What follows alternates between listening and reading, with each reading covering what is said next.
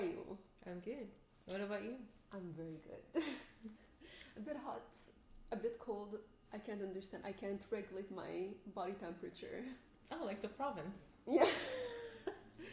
But other than that, it's good in the hood. As usual. How are you all doing? How you doing? Comments down below. Today, we're actually gonna answer your questions. So I don't we never actually we sometimes answer individually when we get people talking to us. Yeah. But I thought it would be interesting because I took a few questions here and there from interesting subjects that I feel like we can discuss. Okay. That are really nice. So I hope you're gonna enjoy. And if you do have questions, you can obviously DM us. You can send us emails and leave them on comments too underneath the videos or the pictures on Instagram. Yeah, so that we can read them and we can discuss more or answer them directly on video. So my name is Sophia. And I'm Mirna. And you're listening and watching to the Tea Lounge podcast. No whoop whoop. What? So I took screenshots of everything that we questions that we got. Okay. So the first one. How did your parents meet? What challenges did they face? And do you think we would face the same challenges in their situation but today? Okay. My parents. Okay. So again, my mom is Quebecer. My dad is Lebanese. He was working in a restaurant. She was just eating there. I guess they liked each other. He made a move. She's like, yeah, sure, I guess. Sure, I guess.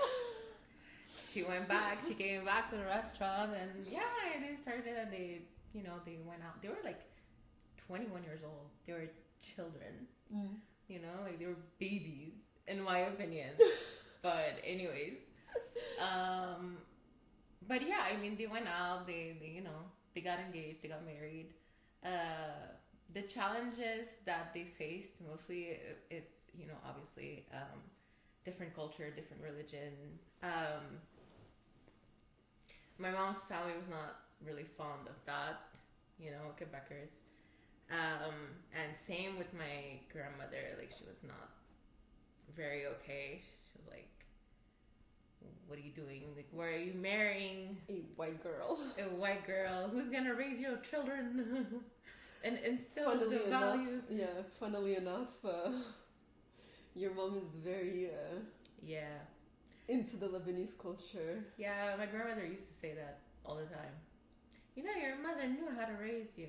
And I'm like, why? Because she raised me Lebanese? Yes. I'm like, okay. So, yeah.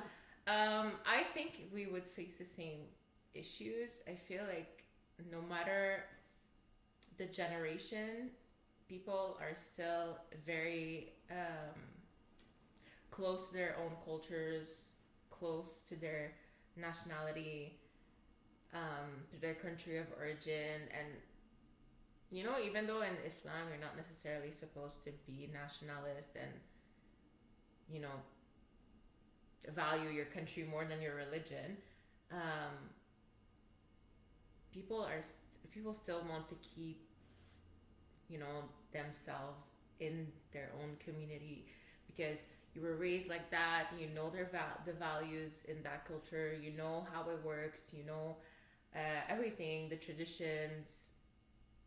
So it's easier if you marry into that community rather than going into another culture. Mm-hmm. So I feel like it would be the same challenges no matter what. I think it would be harder for us. Why? Because we're Muslims. Our moms were not Muslims. So already, from the start, there's a percentage of the population I can't even begin to date. But that's fine. What do you mean? I feel like that's easier because it closes a door on people. But what so if you there's won't- something good behind that door? You don't go there. You keep it closed. Like the door with you don't open it. But like, I find like if, for example, if I bring, for me personally, in my family, I know that if I bring someone from a different culture, it will be fine. But like I would not be able, for example, to bring someone from a different religion. Whereas that's what my parents did, and I think like but your parents too. Like, yeah, but you have to think about the fact that in Islam, a woman can't marry a non-Muslim. exactly. So it's A like, man, yes, even though I think it's not. I think it's not recommended. But like, it's okay. People from the book. yeah, people from the book. It's very important. People from the book. So not like anybody. But I feel like that's easier because at least you focus just on one religion. You have like, okay, just the Muslim community. But then in the Muslim community, you have like a ton of different nationalities and different cultures and mindsets and whatnot. That can be very, very hard. Even if, let's say, like my parents are okay with me marrying someone not Lebanese, okay? Yourself, as a person, you were raised and you have traditions and cultures that may be very different from the person you're with. Look at you and me. We're both Muslim, both half white, half Arab, and we still very different, and we have different cultures, different traditions. You know, like remember your trauma when you came to eat in Ramadan the first time. Yeah, but it's adaptation. It's the first time. Obviously, the first time, it's a shock. You need to adapt, but then you adapt and you. Yeah, but it's challenges. It's obstacles on your path. But is it obstacles? Because I don't see them as obstacles. It depends. Food is very not obstacle, but sometimes it may be. You know, like for example, the language. If I marry someone who doesn't speak the same language as me, that's a huge challenge. That's not an obstacle, but it's a challenge. Okay, what language do we speak to our children? Yeah. You know what I mean? Like, especially if we have two languages, that's easy, okay? Like, one parent take one, the other parent take the other. But if we have more, you know, like, let's say you marry a Lebanese one, okay? You speak Russian, you speak Darija. He speaks Lebanese. That's 3 different dialects, 3 languages. That's different. What do? You make a plan. Yeah, you find but it's hard. Like it's a challenge. It's not something I see it as. Yes, my parents went through challenges because they were from different cultures, but I feel like these challenges will be the same, even in my generation. You know, I don't think it's gonna disappear, in my opinion. No, of course, but I still don't believe. Like, I feel like it's challenges that our parents faced they seemed a lot bigger because they were less aware of everything that was happening around. Whereas us, like, we are first of all, growing up in Montreal, we face diversity like more. Yeah. So we know more of like other people's culture. When I think about it, like my dad knew about like let's say the Belarusian culture because he went there to study, so he had to. But my mom jumped into this marriage not knowing anything about Islam or Arabs. This is terrifying. And I'm sitting there and I'm like, it would be like, for example, like a culture that I don't know anything, like I don't know a lot about, would be, for example, Sikh culture, like Sikh religion. I don't know much about it. It would be like me going to marry a Sikh man. Yeah. Like, I don't know anything about it. And at that time, like, there was like no computers. There was like no internet. Like, you cannot go and Google the information. It would be like me going like to marry a Sikh man in those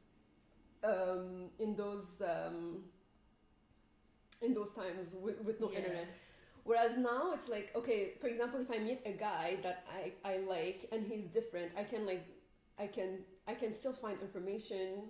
I can know like who I'm marrying. Like I can already visualize the kind of issues that we might have, the kind of problems we might see, and so we discuss them prior to marriage, and then I think it's gonna go smoother.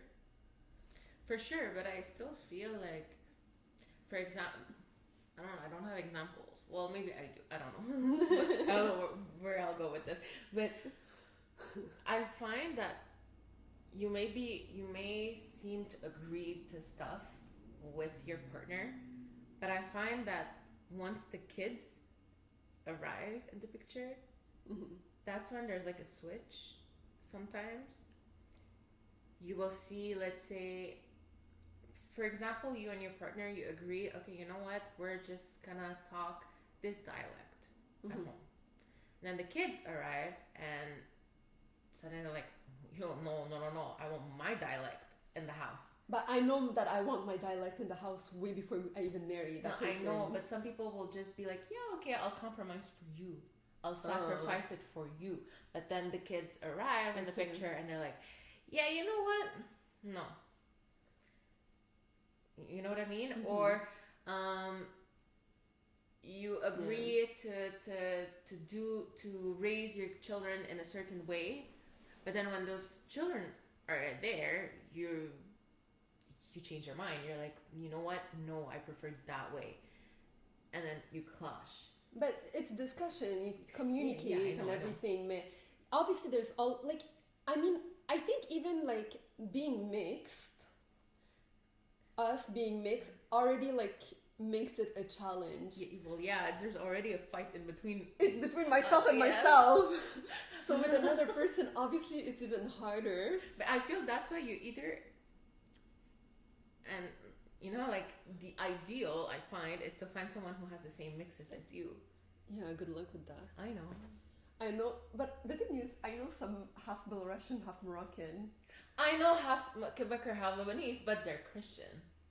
Or okay, they're Muslim, but they're like very Moroccan. They're very Moroccan. Okay, yeah. It's like, see, there's always one that. Yeah. That's the downside of marrying into another culture. It will never be half and half. You will always have. But someone will sacrifice on something, someone else will sacrifice on other things. But okay, children are like very far away from the conversation. Let's start with like the actual marriage, the beginning. No, because me in my mind, there will be challenges, and like obviously there's gonna be a need for compromising on each step, which I find, for example, in my family, my mom did most of the compromising. Yeah, same. Which, yeah. You see, so which I don't believe. Like I don't believe that I would be able to do. Which is very ironic. If you think about it, because it's the woman that raised the kid. Yeah. You know, technically, if you go back into the gender roles. But if you think about it, like she installed like the religious. She put up the religious education. Like we're all praying, we're all doing like things. But that's what it's supposed to be. You always have to put the religion before the cultures. Yes, but then if you look at it culturally, I'm a lot more Belarusian, that you want it or not. Like even though my mom speaks Moroccan, she speaks Darija. Like we eat Moroccan food at home. Like we go to Morocco like every few years. Like even if you see all that, but like in the essence, like deep inside. Well, not that deep inside, but inside. It's very much Belarusian because I was raised by my mom. So, like, but she'd still, like, sacrifice a lot more. Like, if we look at in the house, there's a lot more Arab decorations. There's, like, Arab food. There's Arab, like, my dad will not speak much Russian unless, like, we speak Russian. Like, he's not gonna come and, like... Whereas if, for example, we're speaking, my mom will go and like speak in Arabic and it's gonna be fine. but the other way Yeah, around, same. it's not the same. Not the food. The food is pretty half and half. Like I said in another episode, we have the toast and the pita bread. Yeah. So because of all of that, like, I don't know if I would be able to do like the sacrifices that my mom did, for example. Yeah, but you know, you have to choose your battles. yeah, well, yeah, true. You have to choose your But battles. that's why like you have to marry someone that is understanding and is also able to do put sacrifices. Also, let me rephrase that. That is also able to sacrifice. It's Yeah. not gonna be his way or the highway. And you cannot be on your end also like it's my way or the highway. Yeah. But I find like mixing is to be a beautiful thing. So It like is a beautiful thing. I wouldn't mind personally mixing if I Me know neither. what am I expected, what I'm like if I know what I'm expecting basically. Like if for example you marry someone that is like someone that has like a very strong culture, for example, would be in my like first thing that comes into my mind would say it's South Asians, Okay, yeah. for example, and Arabs are also very much Yeah. into their culture. So if for example I marry like a South Asian, it will be hard because it's too strong, big culture. Yeah, or even Africans, I find. No? I don't find. No. Hmm. I don't know. It depends on who, Yeah. obviously, but I have like examples of Africans That that are okay. that- Okay, because the ones that I've known are Yeah. very into their culture, which is good. But yeah. it will clash if you're yourself really into, because it really depends. Also, you know, I find that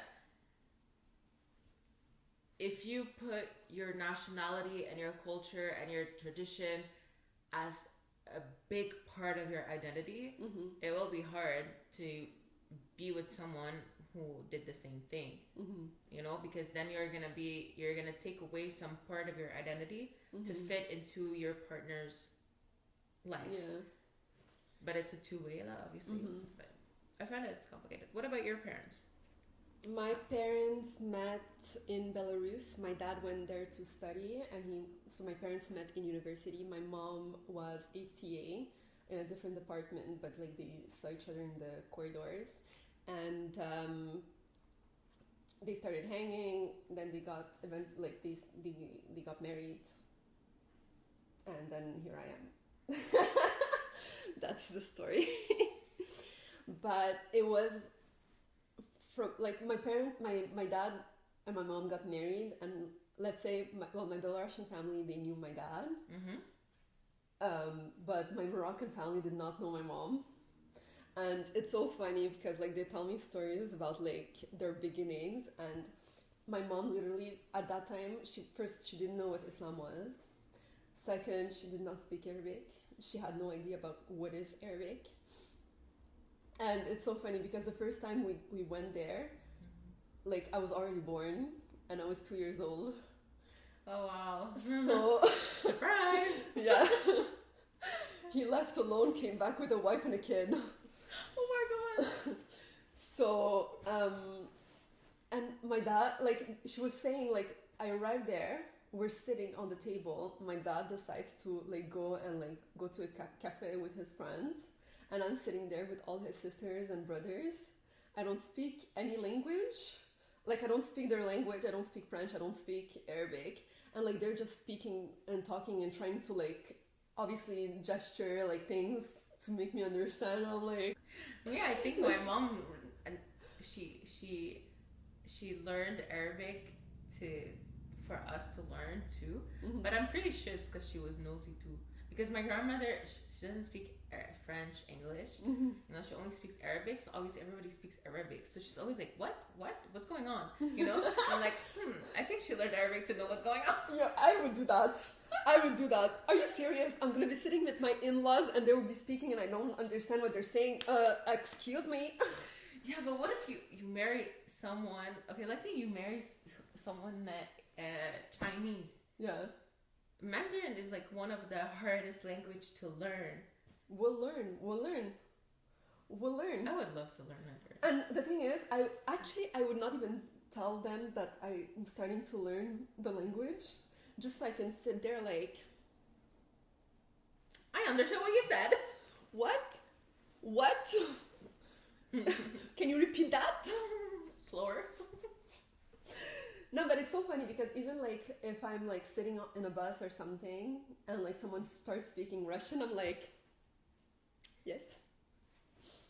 Or like I'm like at the store and I'm listening Russian, I'm like, yeah. Sometimes I feel like answering, like if they're asking a question, I'm like, okay, no, let's just continue. Let's not answer this. Me too. And like I cannot wait for the day that a Russian person like starts talking crap about like me or someone around me. I'll be like, say that to my face now. Let's go. Yeah, I'm ready. That must be very terrifying. Like I'm ready. You know? Yeah. But anyways, all this to say that I feel like the challenge my parents saw is really like my Belarusian family not knowing anything about Arabs and the religion. Yeah. Given like my grandma and my grandma was atheist and my grandpa was Christian but like not practicing. And so then when my aunt and my mom were raised like atheists, and then when my aunt married her husband, like she became Christian. And when my mom got married, well, she was still like, my mom converted like way later when I was born, like after my birth. So at first it was fine because they were like, okay, like she's marrying into another culture, but it's fine because like she's still the same. But then, she converted at some point. And then... Same with my grandmother. My grandmother, like Quebecer, she's like, they're stealing our women! Yeah, but it's... And then eventually when I started becoming more practicing, they were like, wait a second. And then when I started wearing the headscarf, like that was like and a whole other thing. A whole other problem. But every time like they adapted like quite well, and... Well, they have no choice. Yeah, exactly. And the same thing with my Arab family. Like my mom was the first like white lady that I've married within the like neighborhood. So when she got there, like she was like known everywhere because they were like, oh, she's a white lady that lives in that not village but like that the area. Area. No. And like I was the only like mixed kid. Like I've all like even when I went to like school, because I started school in Morocco, like I was the only one that was like not fully Arab Moroccan. So that was also an adaptation. But yeah. Oh my god. Okay. I don't know if my mom was the white lady of the area. I doubt it, but I am the only one in the family. That's for sure. With your brothers? Yeah. Yeah. Well, we're like the only ones. Yeah. Yeah. That's crazy. I know. But me too. Actually, me too. But on my Quebecer side, my mom's cousin, she married a Tunisian man. Your grandma must like, what is happening to this family? My grandma's sister, no, I don't have a sister. So it's my grandma's sister. Yeah. La sœur de ma grand-mère. Yeah. Okay? She adopted a black kid. She didn't marry, she just wanted a child. She adopted a black child. Mm-hmm. But, you know, like at the time it was like, what are you doing? You know? Yeah. But yeah, she always wanted a black child for some reason, apparently. I'm like, okay, everybody has dreams, I guess. So yeah, so my mom has like Tunisian family. Oh, and even her stepsister, she married a Lebanese Christian man. So I have like step cousins that are Lebanese, and I'm like, this is so funny. Like, I have more diversity in my Quebecer side than on my Lebanese side. Yeah. Except my cousin. My cousin married an Egyptian white person, a woman. From both sides, from my Belarusian side, they're all Belarusians, and from my Moroccan side, they're all Moroccan, and they all married. So you're really the only one. So I'm the only one. Okay. That's crazy. Yeah, it is. My Lebanese side, yeah, they're all Lebanese, but on my Quebecer side, no. I would have loved a bit more diversity, like someone that can understand, like Yeah. what's happening. But yeah, so that was like what happened with the family. Next question. we've stuck into this question too long. If you could change one thing in your past, what it would be? Not going to a Muslim school. That was traumatic. I feel like this is what I would do. Yeah. Not going to that school. Mine too was actually like about school, but it's choosing where I wanted to study instead of following what my parents said.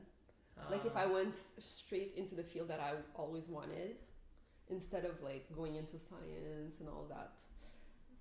It had some good stuff, like that's how we met actually. So maybe like we would have never met if I didn't listen to my parents. Imagine that. Yeah. What in the multiverse? That podcast would have never happened. You, I swear. But maybe you wouldn't have been veiled too. Yeah. Possible. Butterfly effect. Yeah, it's crazy. Like a whole different universe that could have happened. It's crazy when you think about like one little change can like butterfly effect. Yeah, it's crazy. Okay, for a non-Muslim, could you explain a little bit about the different prayers and what do they represent? Okay, the representation, I don't know exactly what they mean by that, but we have 5 mandatory mandatory prayers. We have the first one. It's in the before dawn. Yeah, it's called Fajr prayer. Yeah, it's like 2 minutes. Nothing. It's like two units. 2 units. Okay, we call it 1 unit is 1 rak'ah. Yeah, 1 unit is 1 rak'ah, and so there's 2 of them. So yeah, we have that, and then we have the second one, which has 4 units. It's called the dhuhr, and it's basically in the middle of the day. Yeah, when the sun is at the highest exactly point. Then you have Asr prayer, which is 4 units as well, and that's like at the end, like in the afternoon. It's the afternoon. Way before the sunset. Yeah. You know? And then we have Maghrib, which is the sunset prayer, and that's 3 units. And the last one, which is Aisha, it's the night prayer, and it's 4 rak'ah, 4 units. 4 units, yeah. So we have that. And so, 5 prayers. Yeah. Daily. No matter what. No matter what is happening, you have to do it. Unless you have your period. Unless you have your period, you don't have to do it, and you don't have to take it back, like to redo them later on. It's past. Or if you're traveling, there's like different rulings that you can apply if you're traveling. Yeah, but it's not like you don't pray. You just shorten them. Mm-hmm. So those are the 5 prayers. What else? We have sunnah prayers. They're like the extras. Yeah. If you want. Okay. So those are the 5 obligatory prayers. Then you have the sunnah prayers, which is, if, for example, for the Fajr prayer, you have 2 units before. For the Dhuhr prayer, you have the Duha, which is 4 units. 4 units before your prayer, and then you do Dhuhr, your Fard, and then you can have 2 sunnah, 2 rak'ah, 2 units. Yes. And then you have the Asr prayer. You don't have anything before or after. And then you have for the Maghrib prayer, you only have 2 rak'ah after Maghrib. 2 rak'ahs after Maghrib, and then Isha. You have 2 sunnah after. 2 sunnah after. And then you have 3, which is the witr prayer, and that's wajib. Wajib is like a duty. It's not obligatory. Yeah. It's not like fard, but you should be doing it. Yes. And that's it. Yeah. Obviously. Yeah, so that's enough. Also, by the way, guys, like it's recommended actually to like make as many sunnah prayers that you possibly can, because the way that prayer is, obviously it's counted if you do it, but you're maybe while you're doing your prayer, you're not fully concentrated within your prayer, focused, so your prayer counts for less. It's less, there's less, how do you say hasanat? Blessings. Yeah, less blessings in it. And on the day of judgment, that's what they told me. Obviously, your prayers are going to speak on your behalf. Everything's going to speak on your behalf. Yeah, but maybe like if you didn't have enough prayers to like balance your balance on the right side, your scale on the good side, your sunnah prayers are gonna come in action, and they're gonna like go into your good deeds in order for you to like makes sense to get to paradise. Okay, but I would like to, because a lot of people has like a different, you know, like, because people ask like, why are you obligated to pray? Like, prayer, isn't it something that you asked for? Mm-hmm. Like, there's a difference between prayer, salat, and dua. Dua is what prayers that people usually think about when they hear prayers, you know, because in dua you ask stuff for God, to God, you know, like, okay, protect me, give me this, give me health, etc., etc. Whereas our 5 prayers of the day is really just a connection between you and God. It's a reminder to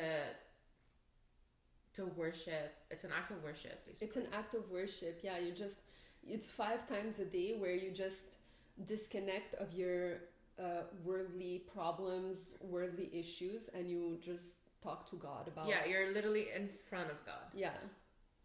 Oh, and something like I really love, okay, when you're in sujood, like when you're completely down, like when your forehead touches the floor, it's where you're the closest to God. Yeah. And it's the only, when you think about it, and it's the only time where your heart goes over your head. Oh, okay. I was So like, wait, my the brain only is not time- braining. Yeah. So because we're usually so rational, we think before we feel. Oh, yeah. Always. And we don't necessarily always take under consideration what we feel.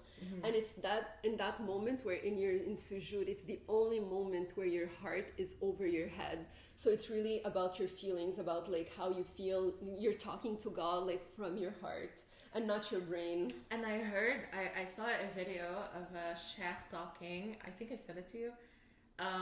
He was saying that when you say Allahu Akbar, because when you start your prayer, you always say Allahu Akbar, all your sins are piling up on your shoulders and on your head. And when you go into sujood, they're all falling down. Oh. So when you get up with no weight on your shoulders. Okay. Unless you obviously take them back. Yeah. He's like, why are you taking it back into your world and like doing them again? You know, if it's like falling, just let it go. And you know, start with, oh my god, this is so cute. But yeah. Yeah. So okay. So those are like the prayers that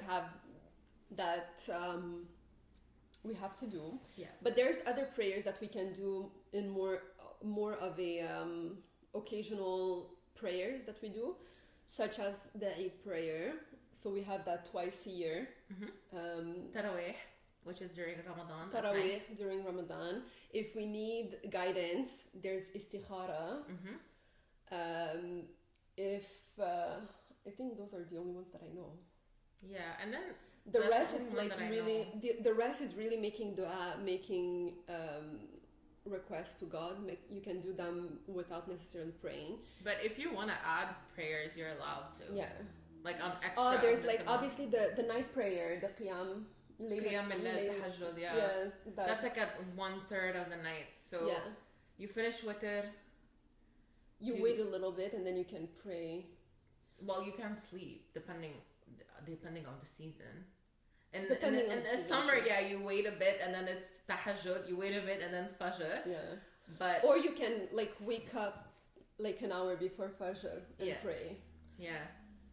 So those are the prayers. And also qiyam tahajjud, qiyam al-layl, I don't know exactly the difference. I don't know if it's like a synonym or whatever. But I know the third night And the third of the night, for Qiyam al-Lail, that's when God is the closest to us. Yeah. That's where he like goes down, apparently. So obviously the most important thing that you can have to do is your 5 daily prayers. Everything else it's extra. It also straightens your faith and for you to do more of them, but if you can't do more of them because for XYZ reason, obviously That's between you and God. that's between you and God. Next question.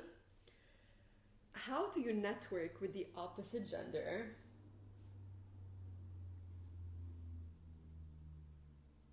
In what way? Let's say, I don't know, for work, you have to network. Well, you keep it professional. You talk and Yeah. that's it. You know? I like at first one of the things that like was kind of like would throw me off a little bit is how men will come and like handshake or like even worse come and Oh, like, this freaks me out. For Like, the I just go like this. Like, what are you doing? What are you doing? Yeah. If you're not a member of my family, what are you doing? like that's insane, but it happens and like in those This is situations terrifying, though. It's terrifying. I was like, yeah. what? But even within like friends, sometimes like I'm trying like it took me time to settle boundaries within male friends or like friends of friends or co-workers or like in networking events. And I have some tips for you guys. First of all, you wave first because once you said already hello, you're not gonna say like oh hi and then they're gonna come oh hi. They're not. So like what you do is that you have to beat them to the punch and be like oh hi how are you like I hope you're doing well. The conversation has already started. So then at that moment they're just gonna continue the conversation. Yeah. So that's like one of like my best. Okay, that is So- very sweet. I just stepped back. I did that once and I was so uncomfortable. Why? Because okay, so I had a friend, I was with a friend, and that's like was something that was very shocking to me because the guy was Muslim and I was wearing the headscarf, and so I don't understand how he thought it was a good idea for him to come and like give me a hug. Hug. Okay. Okay. Wow. Yeah, but my friend gave him a hug, and because like he can like obviously I don't know like He just obviously associated. he associated that we're gonna do the same thing. So she gave a hug and like he made a step to give me a hug and I was like the awkwardness afterwards. What? No, I don't Like- care. That's your problem. Oh my god, no, it was like I just started wearing the headscarf not long before that, so Even with girls, I don't like giving hugs. Like our friend always asks, like, "Hey, can I give you a hug?" And we don't like that. I would like I don't ask, but if I know that you don't like hugs, I'm gonna keep my hugs so like minimal. So like Yeah. when it's happening, why was I gonna go in for English like that? When like I know that like we haven't seen each other in a long time, maybe like I'll give you a hug, or like if like you traveled or something, I'll give you a hug. But otherwise, like it's not gonna be a daily thing. But yeah, so really the wave is like the best way to start. For professional circumstances, I like sometimes it happens that like I have to handshake, like give a handshake. But But- you just go like this. I don't shake hands with men. I don't know. I've never tried that. You do that? No, I've only seen politicians do that though. like this. Yeah. It's not phone. We don't care. So I've never actually tried that, but like it doesn't happen because my trick always like, or like sometimes like I would make it like I would have like things in my hand like a cup of water or something, and or my like I would have my phone and a cup of water, and so like or a glass or something. So then they come and I'm like, oh, how are you? Yeah, but Like- see, that's dangerous because I find like if you have stuff in your hand, what's not stopping them to go and like You know, Yo! like, oh, your hands are you're busy, then I'll eat the cheek. No, because they're gonna like actually go like, and I'm gonna be like, pardon, pardon. But I just step back. I think nowadays, Or you know, some people just go like this, and I'm just like, they're like, "Are you okay?" I'm like, I don't like being touched.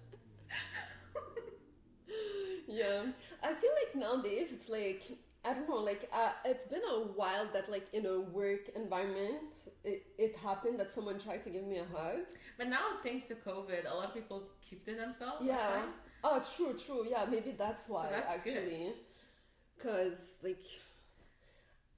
I I don't even understand why in a workplace environment are people like giving hugs. Because we're a family here. No, I remember one of my boss.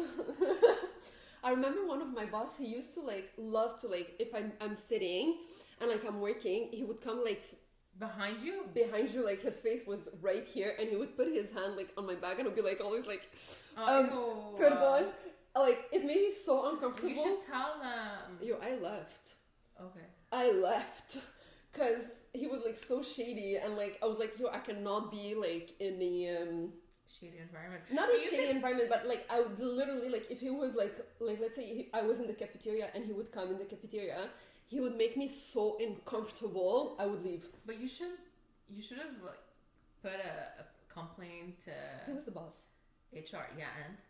There is no HR. We were like literally 8 in that office. Like there was no HR. Okay, yeah, then leave. Yeah. Leaving was your best bet. But like yeah, and like I can understand if, for example, we're going out with friends and like there's like a male friend and he's like trying. That's like okay, I have to set a boundary. But why do I have to set a boundary in a workspace? You should keep to yourself. Like this is my personal space. You stay in your personal space. Like, I mean, it's common sense. What is happening? Or even networking events. Why are you like, what's the need of a handshake? What is the need? I don't need to touch your hand. Like, I don't know where your hand was. Exactly. Like, I don't know if you realize, but like most guys, when they go to the bathroom, they don't wash their hands. You know, and when you ask them, they're like, well, I didn't touch it. Yes, you did to take it out, right? Yeah, but like I didn't touch where the pee was. I'm like, oh my god, you're so stupid. Like this is disgusting. You're disgusting. But I didn't touch anything. I'm like, oh my god, ew. Just wash your hands. Just wash your hands. Wash your hands. Anyways, another question is, I'm new to Montreal. How do I make friends in the city? I don't even know how to make friends and I've been in the city forever. I'm sorry. I don't know. Yeah. Are they Muslim? Well, let's say, just to answer, like, for everyone who views not just Muslim, like, Muslim and non-Muslim, how do you make friends in the city? I think... Okay, so first of all, like hobby groups. Like if you have a hobby, you join a group that has the same hobby. Like if you like hiking, there's like Instagram pages or Facebook groups where like you have you have like other hikers.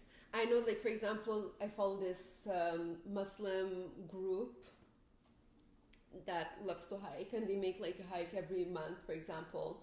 So every month, like they get together and they go on a hike, which I find very cute.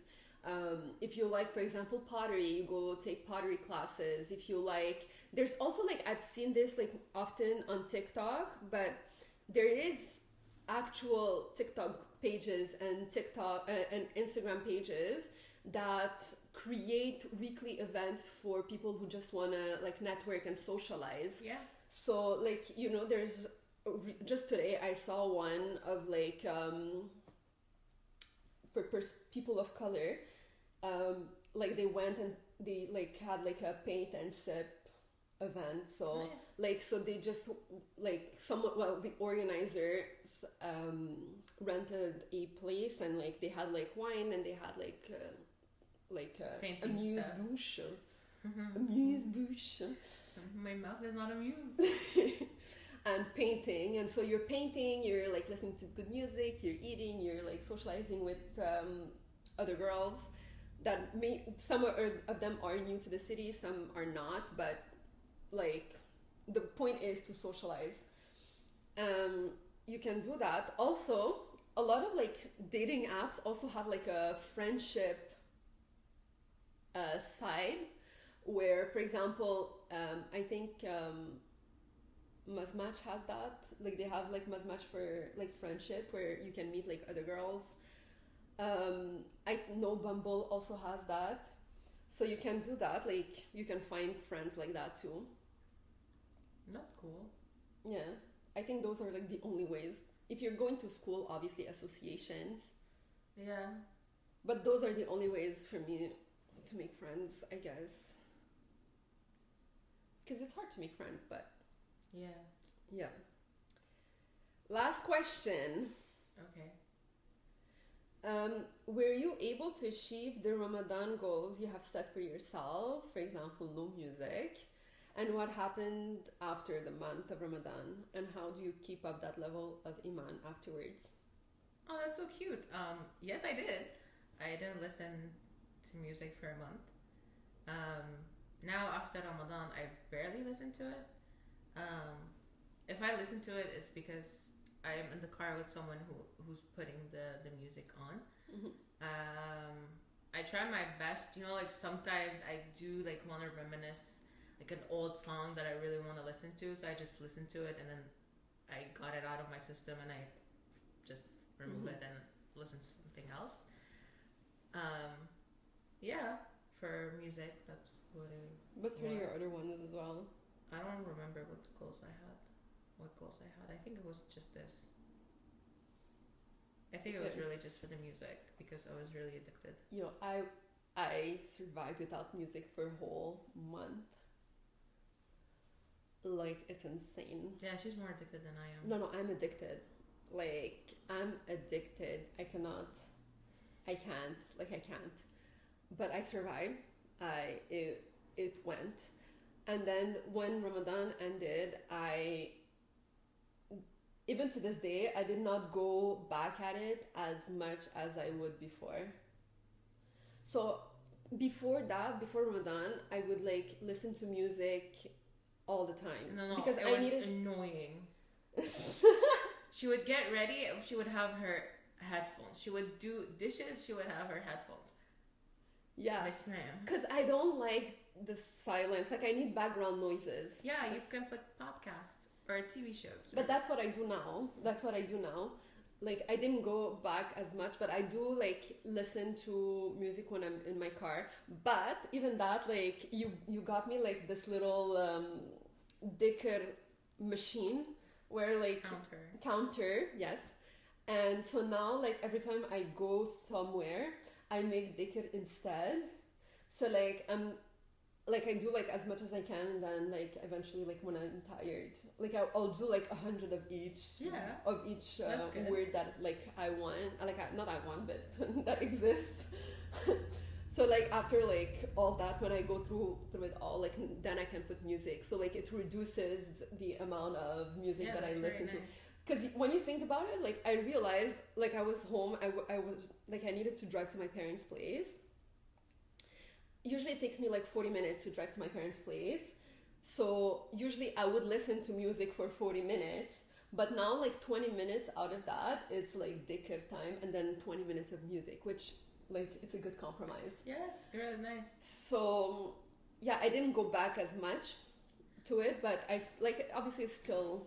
But you know, I watched a video again on TikTok. Like a chef was saying, like, you know, music is haram, and you know, a lot of people say that and then he says like, oh no, but you know, like some people come to me and they tell me like there's difference of opinions, and then he was like, I know in my heart that music is haram, and I will give you 2 dua, and you let me know which one you want to say Ameen. And then he's like, may Allah give us the mix La ilaha illallah our last words before we die. That's the first thought. the second dua is, may God give me the last words of the last song I was listening to. Mm-hmm. And he was like, which one would you like to say Ameen to? And that freaked me out for some reason, because I was like, what if I'm listening to music in my car and like, you know, like singing with Cardi B, getting into a car accident, and then I die. And which was my last word? Yeah. What the hell? This is bad. This is very, very bad. Like, no. It's true. That freaks me out. So whenever I listen, whenever there's music in the car, I just panic. I'm like, I really hope I don't die now. I used to have the same thing with like prayer. Like I can't get into my car if I didn't do the last prayer that I have to do. Yeah. Because I'm like, if I die, I didn't do my prayer. I can't get into the car because what if I die? But I've never thought about it in the music way. Before, like you gave me the Dhikr thing, the Dhikr counting machine counter, because then I was like, I would rather die with an accident, like an accident saying Alhamdulillah, than like singing with like my music. And I have like some ghetto music. I listen to very nasty music sometimes. You see, this is okay. This is something else that I realized. This is something else that I realized.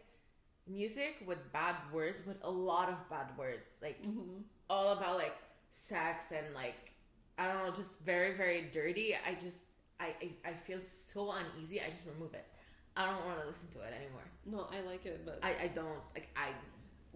don't listen to it. It just it hurts my soul. I'm like, there's something wrong with this.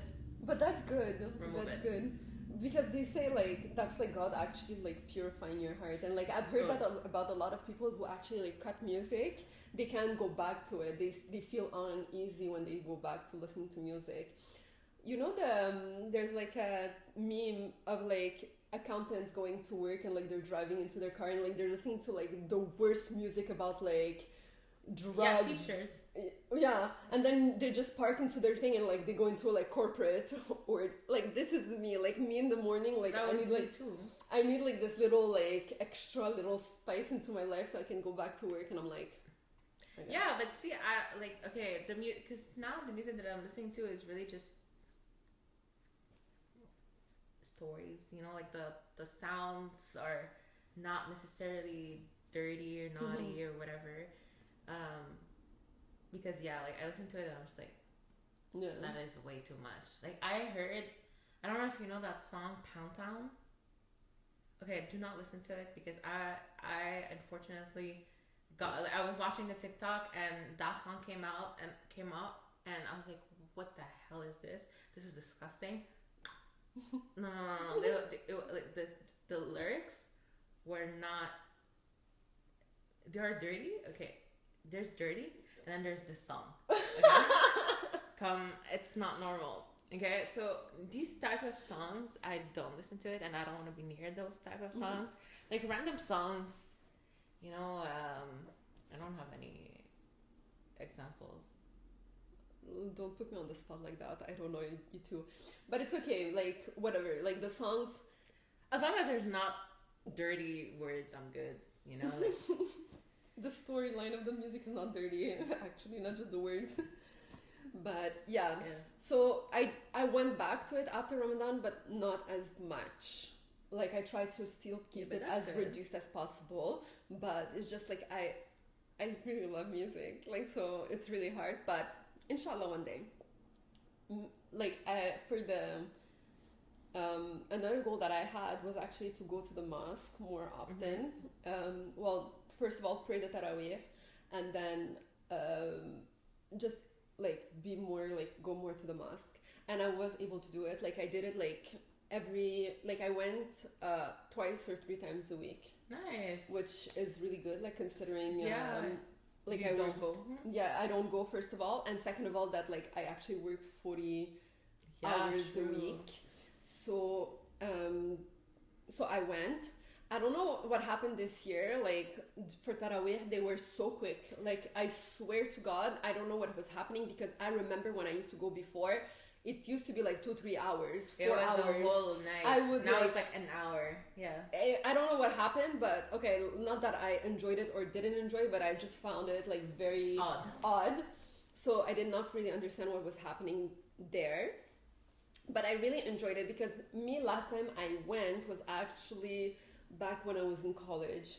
And I actually had, the reason why I stopped going to the mosque is I would have like anxiety out of like claustrophobia, and I would literally like my palm would be all sweaty, like I would feel like I'm about to faint, and I did not know what it was. So like, and it was during summer, so it was a lot hotter, but it still, it wouldn't explain, like I couldn't stay in the, at some point I was so scared. I was like, am I possessed or something like that? Like I can't listen to the sheikh like saying the recitation, because like I could not stay like in the prayer area. Like I couldn't stay in the prayer area. So I was like, something is so wrong for me not to be able. And I was like so scared that like I was possessed. But then I realized that I would actually not be even able. I wouldn't be able to even enter the mosque if I was possessed. So that calmed me down a little bit, because I was in the mosque. It's just I couldn't stand there with like. And I don't think you would. prayer. I don't think you would have been conscious of being possessed. I don't think you know. Oh, maybe. Okay. So that's good too. But I was so scared because I was like, why can't I stay there? Because every time he would like he would recite, like not start reciting, I would try to, like I would go in, I would stand, and then I would feel like I'm literally like. But honestly, it's because unfortunately here our mosques are small, so obviously the women's section is even smaller, and good for us, we have a lot of women coming into the masjid, but we don't have space. Yeah. And there's no AC. We have like a little fan, so you get like a tiny breeze sometimes, you know? So yeah, you're all stuck in between people, so it's normal. So I couldn't, and then like I got so scared because it happened for like few days in a row. So I got really scared of going to the mosque, because like I cannot faint. Like I do not wanna faint. I'm so scared. So I never went. And then before COVID, that's when I decided actually that like I wanted to like start to go back to the mosque. But then COVID hit, and they would prioritize the man and the woman. Like I think the first year the mosque was just closed the first year completely. The second year, it was at reduced capacity. So so only the men were going to pray. The women were not praying at the mosque. And then the third year, it's obliged for them, for men to go.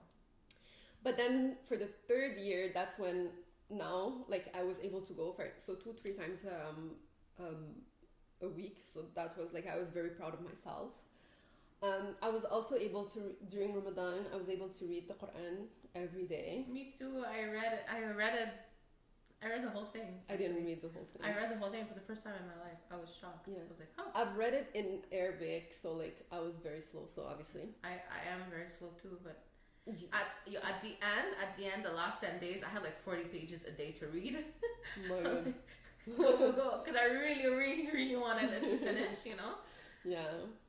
So I was able to keep up with that, and even now, like I don't read it every day, but I try to read it like every other day, every 3 days, like as much as I possibly can. So those are the good habits that stayed with me. That's nice. Yeah, it was a very good Ramadan. Yeah, me too. Like I really enjoyed it. Yeah. So that was pretty much it. Like we said in the beginning, like if you have any questions, like send them to us. We would love to answer them. And I hope you learned something new in today's episode. If you did, give this video a thumbs up, and follow follow our Spotify and our YouTube channel and our Instagram and our TikTok. Yeah. And everything. Yes. So we'll talk to you all next week. Bye. Bye.